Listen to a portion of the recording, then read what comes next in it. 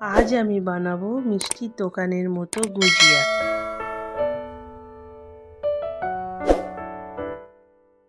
আমাদের চ্যানেলে নতুন হয়ে থাকলে চ্যানেলটি সাবস্ক্রাইব করে পুরো ভিডিওটি দেখার অনুরোধ রইল।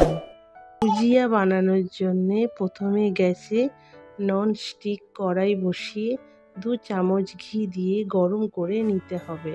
আপনারা চাইলে ননস্টিকের কড়াইয়ের পরিবর্তে নর্মাল কড়াই ব্যবহার করতে পারেন। তারপর তাতে 1 বাটি নর্মাল দুধ দিয়ে দুধ গরম হয়ে এলে গ্যাস কমিয়ে তার মধ্যে 100 গ্রাম আমুল দুধ অল্প অল্প করে দিয়ে ভালো করে মিশিয়ে নিতে হবে। তারপর গ্যাস মিডিয়ামে রেখে ঘন ঘন নাড়তে হবে।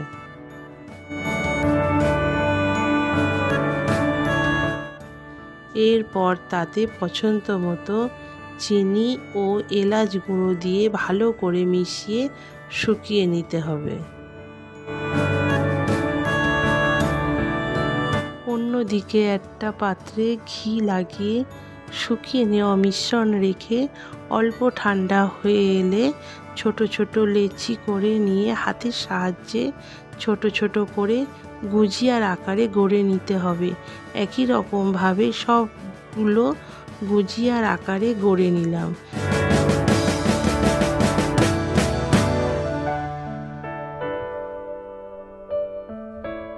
ভিডিওটি ভালো লেগে থাকলে প্লিজ চ্যানেলটি লাইক, কমেন্ট, শেয়ার করে পাশে থাকবেন। দেখা হচ্ছে খুব তাড়াতাড়ি নতুন একটা রেসিপি নিয়ে।